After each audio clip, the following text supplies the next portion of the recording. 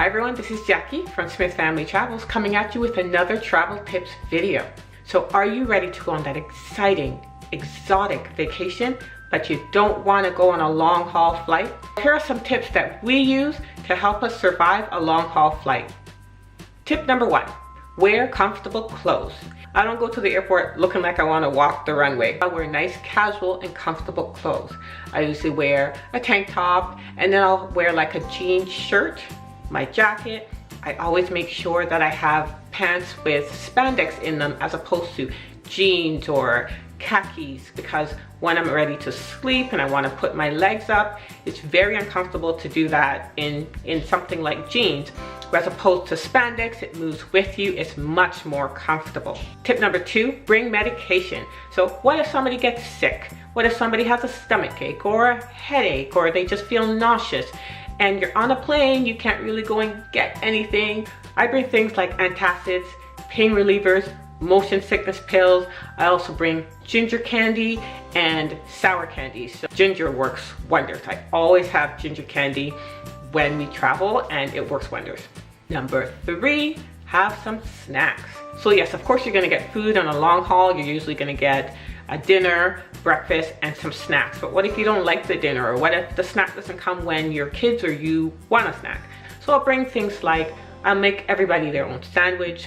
I'll bring granola bars or chocolate bars. We'll bring chips, gum. I also bring an empty water bottle, so when the flight attendants come and they're giving us juice, we don't drink a lot of juice, and a lot of times we don't finish the glass of juice that they give, so I'll just pour it in the water bottle and then I can have it handy for whenever I want to drink, as opposed to keeping it in the cup and increasing the chances of spilling it, because I am totally accident prone.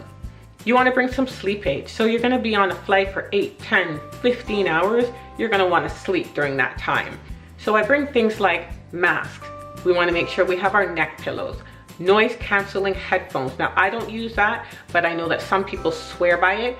I bring the little earplugs because they take up a lot less room. And I also bring melatonin. Now that's a natural alternative to sleeping pills, because some people can't sleep on planes. I have no problem falling asleep on a plane, but some people can't. So melatonin is a good way to help you fall asleep, get some rest before you get to your destination. Entertainment. You're on a flight for so long, you want to stay preoccupied, you want to be entertained, especially if you're traveling with kids. So before I leave on our trip, I download things like podcasts and movies and TV shows and books, audiobooks.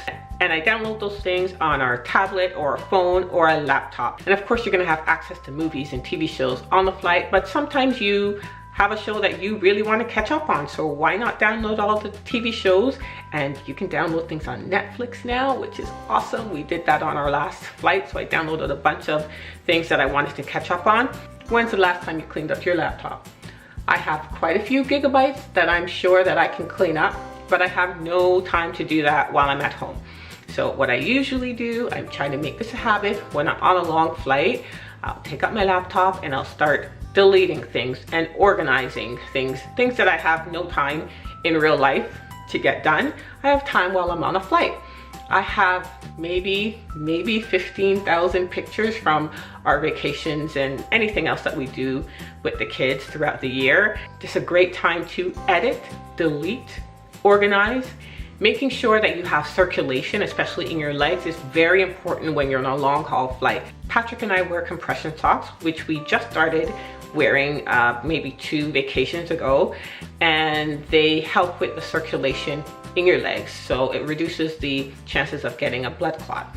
So even if you have compression socks, you should walk around. So every once in a while, get up, walk the aisle, stretch. So every couple of hours, I would get up from my seat, walk around the plane, I would stretch, I would kind of walk in one spot. There are some people who do it and some people don't. I don't care how I look. I don't care if I look crazy doing it. I want to make sure that I keep my circulation flowing properly. It's very important to do that. Are there any empty seats on the flight? So once we're up in the air and the seatbelt sign is off, I usually walk around to see if there's any empty seats. Sometimes there's whole rows that are empty.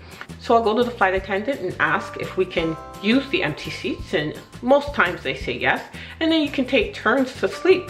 So instead of cramming up in your seat, sometimes there's an entire row that you can lay down and relax. So I'll probably get 2 hours, Patrick can get 2 hours, the kids can get a couple of hours. We've done this before on flights, and it makes a big difference if you can lay down on a flight as opposed to sitting up in the seat. Try to get an aisle seat or a window seat, not the middle. When we're coming back from Hong Kong, I was in the middle seat and I thought I was gonna pull my hair out. It was the most uncomfortable thing ever. The guy beside me in the aisle, he had his laptop out and his headphones, and I wanted to get up and stretch, but I didn't want to disturb him. So I sat there and waited until he went to the washroom, and then I got up. If you're in the aisle seat, at least you can get up whenever you want to. You're not disturbing anyone, and you can stretch your legs out as long as there's no cart coming with the food. If you're at the window, you still have some room to kind of stretch out, and at least you can lay your head on the window, and you have a nice view for when you're landing and taking off. So try to choose your seat if you can, and choose either the aisle. Number 1 is the aisle. Number 2 would be the window. Those are our tips for surviving a long haul flight. If you have any additional tips, please post it in the comments below. And if this video was helpful to you, click on the like button and subscribe. Until next time,